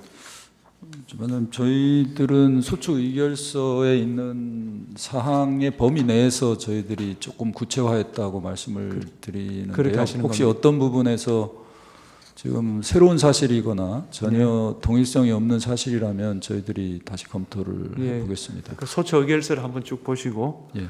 1월 22일자 준비서면을 쭉 보셔서 추가로 볼 수 있는 게 있는지 예. 한번 검토를 해 보십시오. 추가 내지 변경이 있는 거 아니냐, 이런 문제, 그러니까 그렇다 단정 드리는 건 아니고 예. 그런 문제를 제기할 수 있다, 이런 말씀입니다. 그 다음 청구인 대리인에게 다음 묻겠습니다. 국회에 허위 답변서를 제출함으로써 허위 공문서 작성, 행사를 주장했다라고 주장하시는데 그게 소추 사유에 포함된 것입니까? 소추 의결서에 기재되어 있습니까? 예. 의결서에 기재되어 있다, 이 말씀이죠? 예, 저희들은 그러면 두 번째 질문입니다. 날짜가 2024년 10월 17일, 10월 18일 중에서 어느 날입니까? 18일 국정감사일입니다. 10월 18일입니까? 예. 10월 18일. 예. 그 다음에 청구인 대리인에게 또 묻습니다. 소추 사유 중에 2024년 1월 18일 국회 국정감사에서 기관 증인으로 출석하여 허위의 진술을 하였다, 이렇게 되어 있는데 이게 피청구인 세 분 모두 공통되는 사유입니까? 아닙니다. 그 기관 증인으로 출석한 것은 피청구인 이창수와 조상원이고요. 예. 최재훈은 예, 기관 증인으로 출석한 사실이 없는 것으로 확인했습니다. 그러면 이 부분은 피청구인 그러니까는 저희들은- 3호, 4호에 예. 공통되는 소추 사유고 예. 사유고 5호는 아니다. 예. 이렇게 하면 되겠습니까? 저희들은 피청구인 조상원에 대해서도 직접적으로 증언을 하진 않았기 때문에 네. 피청구인 조상원에 대해서도 그 부분은 제외하겠습니다. 아, 그러면 3호 예. 2024 헌나 3호의 소추 사유로 한정하겠다. 네, 이렇게 정리하겠습니다. 그렇습니다. 예, 그렇게 정리하겠습니다. 다음 또 질문입니다. 소추 사유 중에 보면은 계좌주에 대한 영장 청구 사실이 없는데 있는 것을 발표했다 이렇게 되어 있습니다. 그리고 계좌주를 소추 의결서에 보면 이모 씨라고 되어 있습니다. 이모 씨. 예. 지금 특정할 수 있나요? 예, 이승근입니다. 근자가 어떤 근자입니까? 발음이 제가 잘 한자는 저희들이 모르고요. 요런 예, 근무할 때 근자입니다. 예. 그렇게 정리하겠습니다. 예. 그다음에 피청구인 대리인에게 물어보겠습니다. 2020년입니다. 2020년 11월 9일 기각된 영장에 기재된 범죄 사실이 무엇이고 위 영장의 범죄 사실 중 피의자 김건희와 관련된 내용은 무엇입니까? 이게 답변이 되겠습니까? 본인 재직 전이라서 좀 모를 수도 있는데요. 2020년 11월 9일입니다. 영장 기각이 되었는데 그 범죄 사실이 있을 텐데 그 범죄 사실이 김건희 피의자와 관련된 내용이 무엇이냐? 제가 그 다음에 물어보겠습니다. 피의자를 김건희로 하는, 그러니까 이 위 영장 외에 피의자를 김건희로 하는 계좌 내역조에 압수수색 영장 등을 청구한 사실이 없는 것은 맞습니까? 이렇게 질문합니다. 계좌 영장은 있었습니다. 계좌 영장 있었습니까? 예. 예, 그렇다면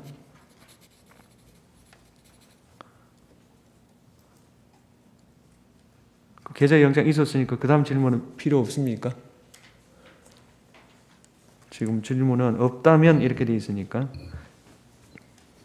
그러니까 질문의 취지를 2020년 11월 9일 날 영장이 기각된 것 같아요. 예. 그러면 기각됐으니까 그 영장을 뭡니까? 집행한 적이 없을 거 아니에요, 그죠? 예. 그럼 그거 말고 피의자 김건희로 하는 계좌 내역조에 압수수색 영장을 청구한 사실이 있느냐 물으니까 계좌 영장은 계좌 영장은 청구했고 했고, 계좌 추적을 실제로 진행했습니다. 계좌 추적했다. 예. 그 말씀이죠? 예.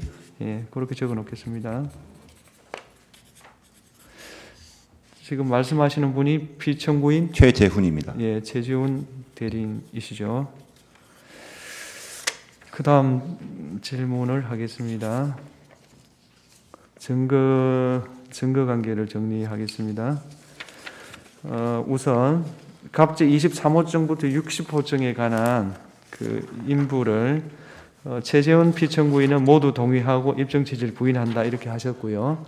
그 다음에 이창수 피청구인도 모두 동의하고 입증 취지 부인한다 하셨습니다. 그러면 조상은 피청구인은 어떻습니까? 동일합니다. 예. 그럼 정리가 됐고요. 그럼 모두 증거로 채택하겠습니다. 그다음 2024 헌나 5 최재훈 피청구인 측에서 어제 2호증 제출하셨죠? 네, 그렇습니다. 예, 청구인 측 어떻습니까? 예, 동의하고 입증 취지만 예. 부인하겠습니다. 그렇다면은 증거로 채택하겠습니다. 송부 촉탁 신청에 대해서 보겠습니다. 2024 헌나 3입니다. 청구인이 1월 7일 대법원에 그 신청한 송부 촉탁 회신이 1월 25일 도착했습니다. 혹시 확인해 보셨습니까? 예, 확인했습니다. 청구인 측에서는 증거로 제출을 좀 하셨던가요? 저희들이 지금 검토 중에 있습니다. 복사를 아직 제출 안 하셨죠? 예, 못했습니다. 제출을 좀 해주십시오. 제출이 되면 증거 동의를 의견을 밝혀주시면 좋겠고요. 그 다음 청구인 측이 1월 24일 날 다시 대법원에 송부 촉탁을 했고 재판부가 채택했습니다. 그 다음에 서울고등검찰청에 송부 촉탁을 했고 이것은 채택하지 않았습니다. 청구인 측에서는 2월 12일 고등검찰청에 송부 촉탁, 대검찰청에 문서 제출 명령 신청, 중앙지검에 사전료 신청을 했고요. 기록 인정등본 송부 촉탁 및 사실조회 신청은 채택을 했고 문서 제출 명령 신청에 대해서는 문서 소지인에게 신문서를 발송했습니다. 그중 서울고등검찰청 인정등본 송부 촉탁에 대해서는 2월 14일 회신이 왔는데 대체로 공개하기 어렵다는 취지고요. 서울중앙지검에 대한 신청은 2월 17일 회신이 도착했는데 이것도 아마 답변하기 어렵다 그런 취지 같습니다. 그다음 2024 헌나 3호 사건에서 그 피청구인 측이 1월 20일 서울중앙지검의 인정송부 촉탁에 대한 회신이 1월 23일 도착했습니다. 1월 20일 검찰총장에 대한 사실조회에 대한 회신이 2월 4일 도착했습니다. 확인해 보셨습니까? 예. 피청구인 측에서는 혹시 증거로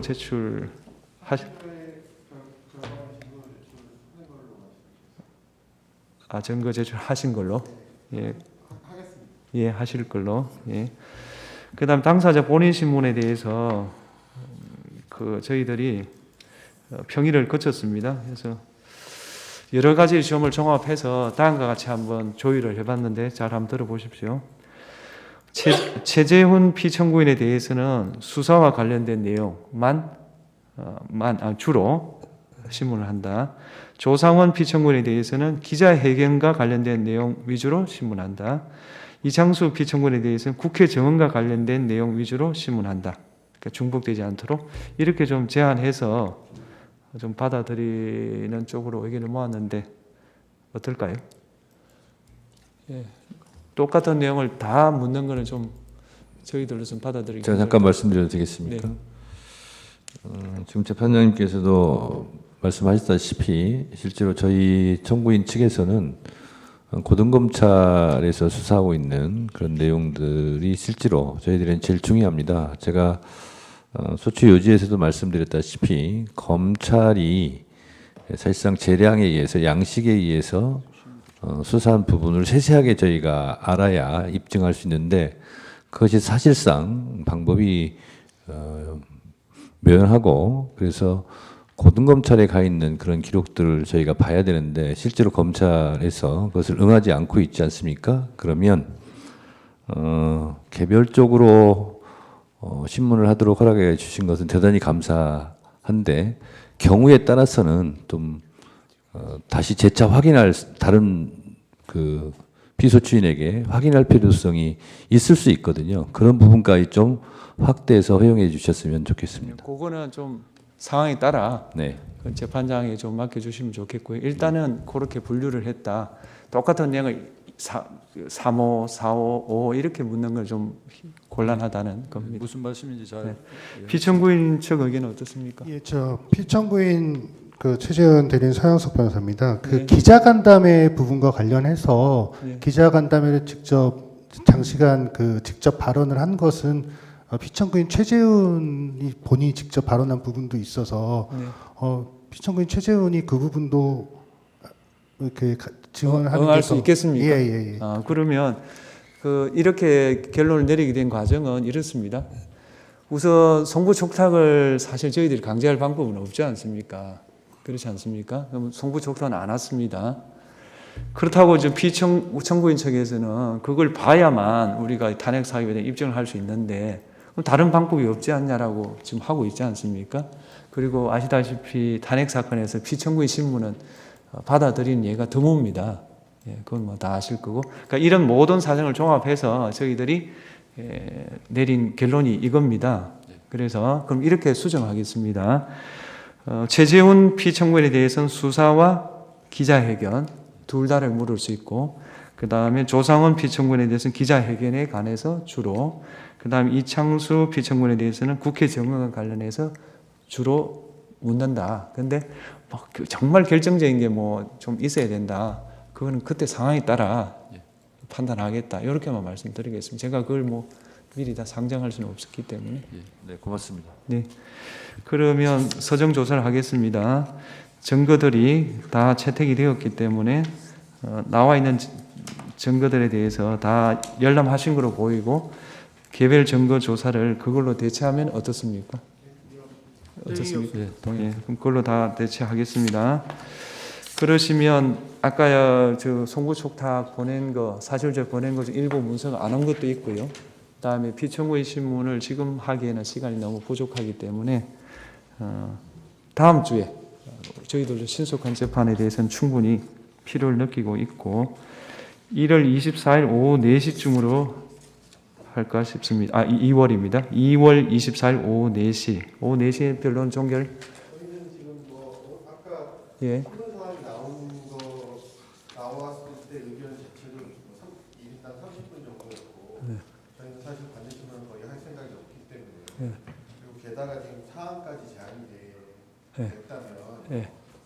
10여 분이면 될 것으로 판단이 되는데 지금 하자 이겁니까? 예, 저희 지금 오늘 하고 근데 나머지 증거들 안 온 건 어떡합니까? 지금 일부 뭐 문서 제출 명령에 대한 게 또 좀 안 오고 그랬거든요. 문서 제출 명령에 대해서는 사실 그거 제출할 의무가 없다고 저희는 판단이 돼서 왜냐하면 공무원이 보관하고 있는 문서를 문서 제출 명령으로 받아볼 수는 사실 없는 예, 거라서 뭐 그런 올 좀 가능성이 거의 없는 거고 온다면 그 참고 자료로 참고하셔도 충분하다. 저희는 뭐 그거에 대해서는 이해하지 않겠습니다. 그리고 저희 생각에는 기왕 이렇게 된 거면 신문사항까지 지금 다 나와 있는 상황이 알겠습니다. 잠깐만요.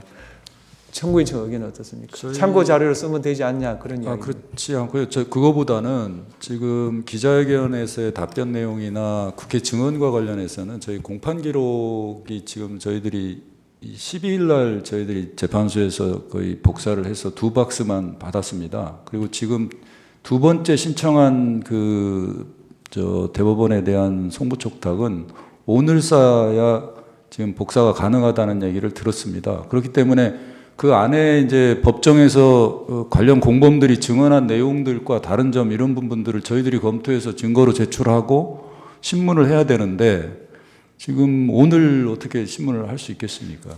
그러니까 첫 기일인데. 그러니까요.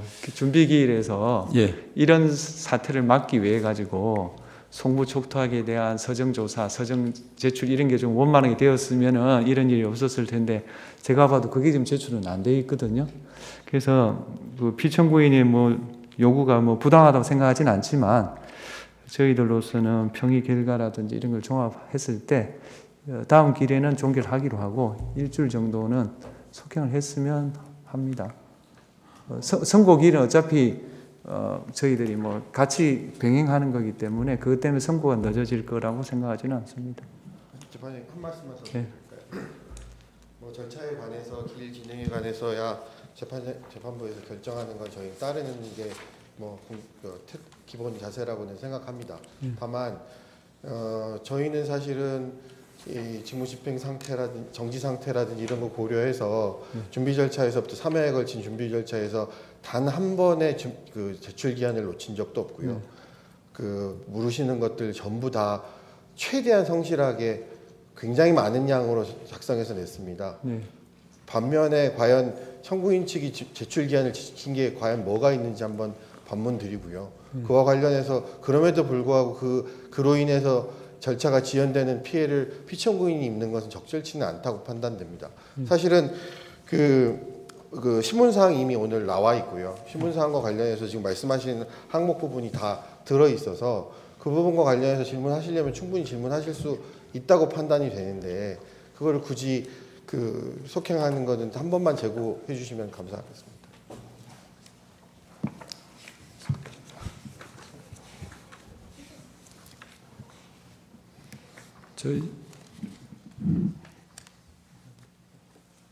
예, 뭐 말씀은 뭐 충분히 일리가 있는 말씀인데 좀 저희들 생각은 속행을 좀 했으면 좋겠고 다만 이런 뭡니까 뭐라 하죠? 평의는 어차피 계속 하고 있기 때문에 나와 있는 기록을 토대로 청구인측 의견, 피청구인측 의견을 이렇게 대조해 보는 절차는 계속 하는 걸로 좀 했으면 합니다. 뭐 피청구인이 뭐 무리한 주장한다고 생각하지는 않는데 저희들 평의 결과가 그렇기 때문에 지금 여기서 또 바꾸기는 좀 힘들다 이런 말씀 좀 드립니다. 혹시 다음 피청구인 신문에 허여되는 시간은 그러면 좀 미리 지정을 해주셨어요. 그러면 어떻습니까? 시간은 어떻게 하시겠습니까? 저희들이 30분 정도씩 30분, 30분, 30분. 예. 그 정도면 되겠습니까? 이 전체 항목에 대해서 30분을 저번에 말씀을 하셨고 지금 그 오늘 서면에 그렇게 기재돼 있는데 그 중에서 지금 일부에 대해서만 질문하신다고 하시면서 30분을 다 하겠다고 하는 거는 적절치 않지 않나 싶은데. 근데 저 이창수 피청구인한테는 뭐 30분까지 안 가도 되지 않을까요? 네, 그러니까 질문이 하나밖에 없기 때문에. 저희는 사실은 그 하나밖에 없고 사실 그 국회 증언 관련된 질문밖에 없고 해서 저희한테 무슨 30분을 묻는다는 게 저희 그러면 적절치 않아 보여서. 이창수 피청구인에 대해서는 좀 줄이시면 어떻습니까? 제가 봐도 좀 지적하는 게 일리가 있어 보이는데. 20분 정도로 좀 20분 제한해서 해보겠습니다. 제가 그러면 시간은 20분으로 하되 제가 아까 저 주로 물어달라는 그 국회 기간적인 부분 있지 않습니까? 그걸 넘어서는 건 제가 제안하도록 하겠습니다. 알겠습니다. 예, 그럼 허락하시면 피청구인 최재현 대리인입니다. 예. 그 다른 말씀은 아니고요. 저희가 신문사항을 오늘 미리 받아봤고 네. 그 신문사항을 쭉 보니까 뭐 청구인 측에서 좀 궁금해하시는 부분도 있고 해서 예. 저희가 다음 기일 전에 좀 이 항목별로 좀 답변을 달아서 서면으로 제출을 하고 예. 그 그래도 뭐 풀리지 않는 의문이나 확인하고 싶은 것으로 좀 줄이면 조금 더 절차가 원활하지 않을까 하는 생각이 아니 근데 들어서 그거는 예. 청구인 측이 원하는 거하고 좀 다를 겁니다. 네, 그러면 그러면 다음에 이렇게 하겠습니다. 그때 순서를 어차피 피청구인 신문할 때는 따로따로 해야 되지 않겠습니까? 좀 뭡니까 좀 간단한 걸 하여튼 순서를 좀 이렇게 미리 말씀하셔서 이렇게 좀 뭐랄까요? 좀 효율적으로 신문이 되도록 어차피 종결은 같이 해야 되고요. 그렇지 않겠습니까? 이제 분리해서 할 수는 없으니까 어쨌건 저 이창수 피청구인 하신 말씀은 제가 들었고 제가 일리 있다고 말씀드렸고 그다음 아마도 피청구인 최재원 피청구인이 좀 질문이 좀 많지 않을까 싶고 그거는 제가 30분이라는 시간을 제한을 했고 그다음에 조상원 피청구인에 대해서는 저 기자회견에 좀 집중적으로 물을 것 같고 그렇게 해서 시간은 30분 신문 주제는 아까 말씀드린 그거 이렇게 이중으로 제한하면 어떻습니까? 그렇게 하면 그렇게 한번 조율해 보겠습니다. 조율에 응해 주셔서 감사합니다. 그 다음에 그리고 저 마무리 발언은 각 10분씩 하는 건 어떻습니까? 소치위원 10분, 피청구인별로 10분씩. 10분 정도는 하셔야 안 되겠습니까? 네. 소치위원 측에서 원하신다면 한 20분은 드리겠습니다. 세 분이니까. 예. 그건 되겠습니까? 예. 소치위원은 20분, 그다음에 피청구인은 각 10분씩 해서 대리인이 하시든지 본인이 하시든지 그는 선택하는 걸로 따로따로 하진 않고요. 합해서 10분. 합해서 어떻습니까? 그렇게 하시면 되겠죠. 그렇게 조율된 것을 토대로 다음 기일에 진행하겠습니다. 다음 기일에 저희들이 사건이 좀 많아가지고 2월 24일 오후 4시입니다. 괜찮습니까? 2월 24일 오후 4시 대심판정에서 제2차 변론 기일을 하겠습니다. 재판장님, 네. 저희들이 뭐 소송에 적극적으로 협조하고 저희들도 빨리 진행되기를 원합니다만 저희들이 지금 대법원에 지금 오늘 복사 연락을 받고 저희들이 복사를 해서 재판소에 전달해드리면 재판소로부터 저희들이 받기까지 절대적인 시간이 필요합니다. 최소한 일주일 가량이 걸리거든요. 근데 그 전까지 지금 다음 주 변론 기일까지 기록이 저희들이 받아볼 수가 없다면 저희들은 그 기록에 대해서 증거 제출할 기회 자체가 없거든요. 그래서 이거를 좀 어떻게 도착했는데 하는데 입수하는데 일주일이 걸린다는 뜻입니까? 거의 그렇습니다. 지난번 그 대법원에 대한 송부촉탁도 대법원에서 기록을 복사해서 저희들이 재판소로 이제 대법원에서 재판소로 보내고요. 재판소에서 이제 스캔을 해서 다시 저희들이 와서 다시 가져가는 형식입니다. 그러면 사무관님, 이 사건은 무슨 잉여 인력을 동원해서라도 도착해서 청구인 측 열람하는데 시간을 최소화시켜 주십시오. 지금 말씀하신 게 보면 일리가 있고요. 저 심판 사무과 잉여 인력이 있지 않습니까? 그 사무과장한테 부탁해서 스캔을 하라 이 말 같은데, 뭐 하여튼 예, 대부분 스캔을 예. 해서 저희들이 주시는데요. 그 절차를 최소해서 다음 기일 전에는 적어도 증거 제출할 수 있도록 해주세요. 예. 예. 그렇게 한번 저희들이 노력해 보겠습니다. 예. 예, 오늘 재판을 마치겠습니다. 감사합니다.